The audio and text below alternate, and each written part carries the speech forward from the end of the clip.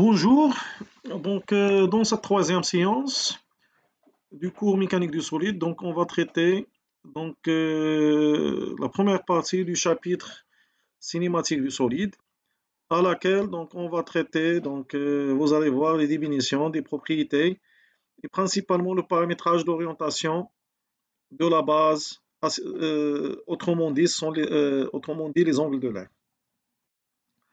D'abord, on va commencer par quelques définitions. Le référentiel. Un référentiel, c'est un ensemble de points de l'espace euclidien animé d'un mouvement de corps rigide de l'observateur. Exemple, vous avez déjà vu pas mal de référentiels, le référentiel galiléen, le référentiel terrestre, le référentiel géocentrique. On peut associer à ces référentiels un repère ou plusieurs repères. Parmi ces repères, on trouve dans ce cours de la mécanique du solide trois types de repères qu'on va utiliser. Il y a le repère absolu, c'est le repère du laboratoire, c'est-à-dire lié au laboratoire ou à une salle.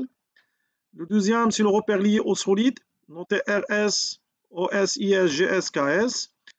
Et ce qu'on appelle, on va noter des repères intermédiaires notés par des RI, OI, II, JI, KI, ainsi de suite. Le passage d'un repère absolu vers le repère, un repère RS, il sera à travers ce qu'on appelle des repères intermédiaires. Bien sûr, les repères qu'on va utiliser dans ce cours sont des repères orthonormés. Après, on va définir ce que ça veut dire un solide. Dans ce cours, on utilise les solides indéformables ou les solides rigides. C'est-à-dire que les distances entre deux points quelconques de ce solide ne changent pas au cours du temps, au cours de son mouvement.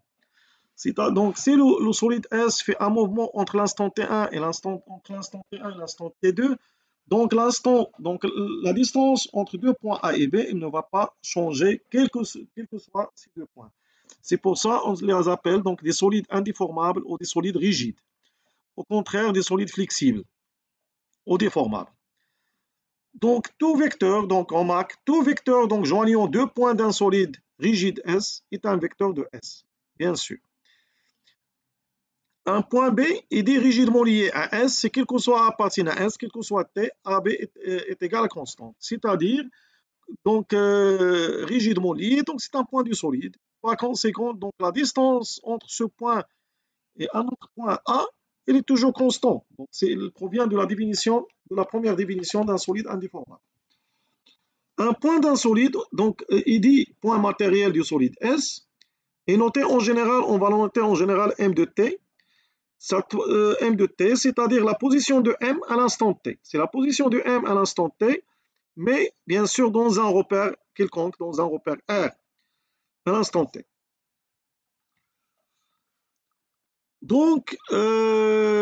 Le paramétrage de la position d'un solide.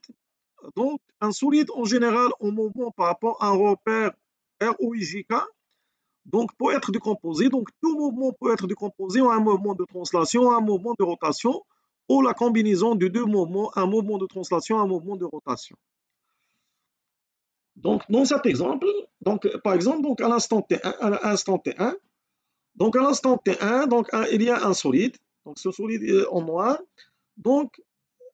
et à l'instant T2, le même solide en rouge, tout simplement, on a une translation. Pour passer du noir vers le rouge, c'est une simple translation. Pour passer du solide en noir vers le solide en vert, c'est une rotation. Par contre, si on va passer au solide en bleu, le solide, on a fait une translation pour arriver au rouge, puis une rotation pour arriver en bleu. C'est une combinaison d'une translation plus rotation. Tout mouvement du solide peut être un mouvement de translation ou un mouvement de rotation ou la combinaison d'un mouvement de translation et un mouvement de rotation. Pour étudier le mouvement d'un solide, on lui lie un repère orthonormé arbitraire RS. Pour faciliter, bien sûr, toujours on veut avoir étudié le mouvement d'un solide dans un repère R associé au laboratoire. Mais pour faciliter cette étude, on fait lier au solide un repère RS, donc avec d'une origine OS et d'une base IS, GS et KS, et on va chercher tout simplement donc la relation entre le repère RS et le repère R. Et dans ce cas, il y a deux étapes. Il y a le paramétrage de la position OS, de l'origine OS, c'est-à-dire on va exprimer l'origine OS, les coordonnées de l'origine OS dans le repère R, tout simplement, et avoir donc les coordonnées qu'on utilise en général en dépendance de l'exercice, en dépendance de la problème à résoudre. Il y a les coordonnées cartésiennes, les coordonnées cylindriques et les coordonnées sphériques. On va les traiter donc en général au niveau des têtes. Donc après donc l'étude du paramétrage de l'origine OS, on va passer au paramétrage de l'orientation de la base IS, GS, KS. C'est-à-dire, on va exprimer IS en fonction du IJ et K, on va exprimer GS en fonction du IJ et K, et on va exprimer KS en fonction du IJ et K. Généralement,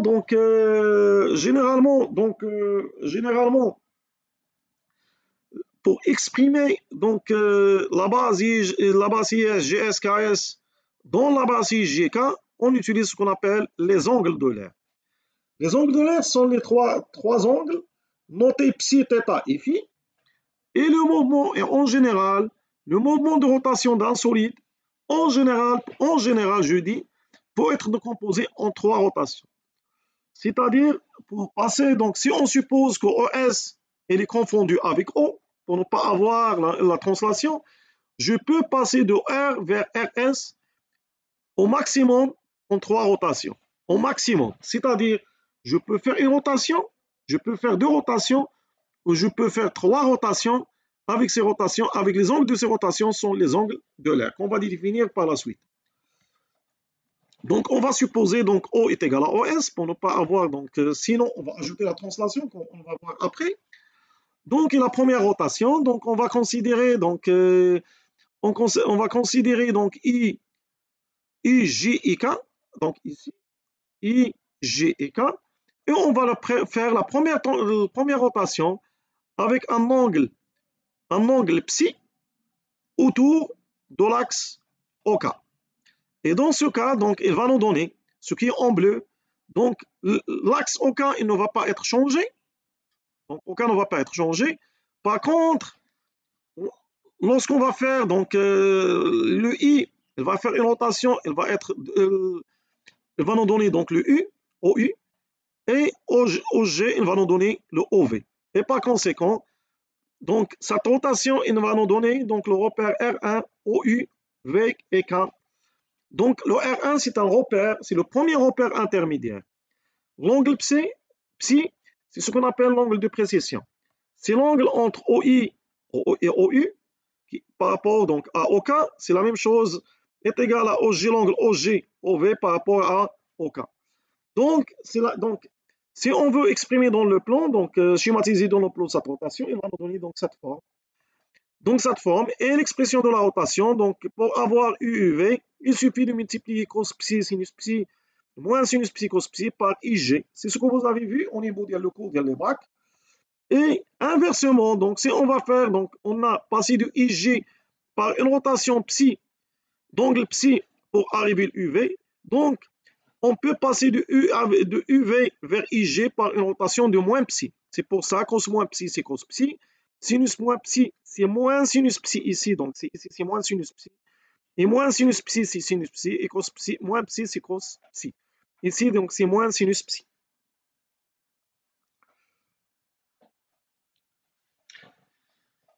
Donc, la deuxième rotation, donc c'est la rotation autour. Donc, c'est la rotation autour de l'axe OU. Donc, la rotation autour de l'axe OU avec un angle θ dit angle de nutation.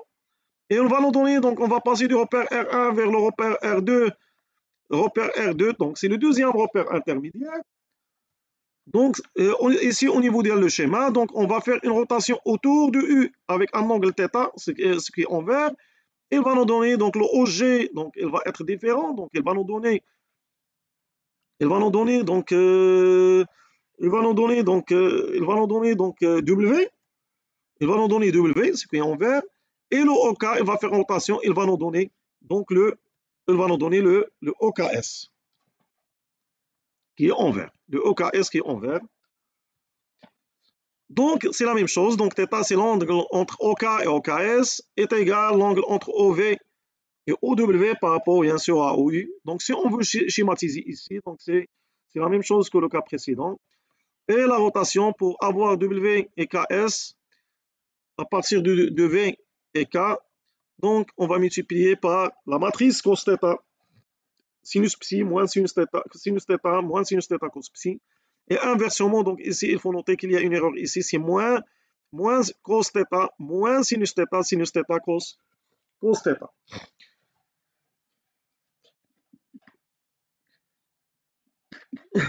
Donc ici, il faut noter que la vitesse de rotation de R1 par rapport à R, c'est psi point autour de l'axe K.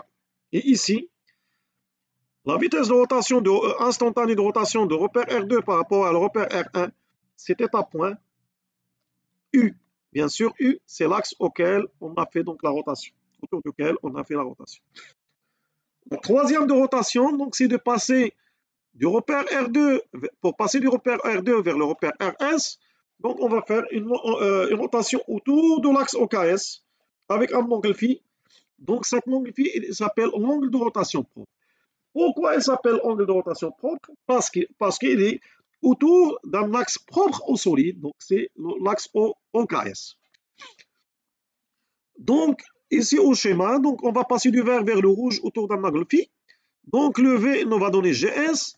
Donc le KS, il va rester le KS, donc c'est autour duquel.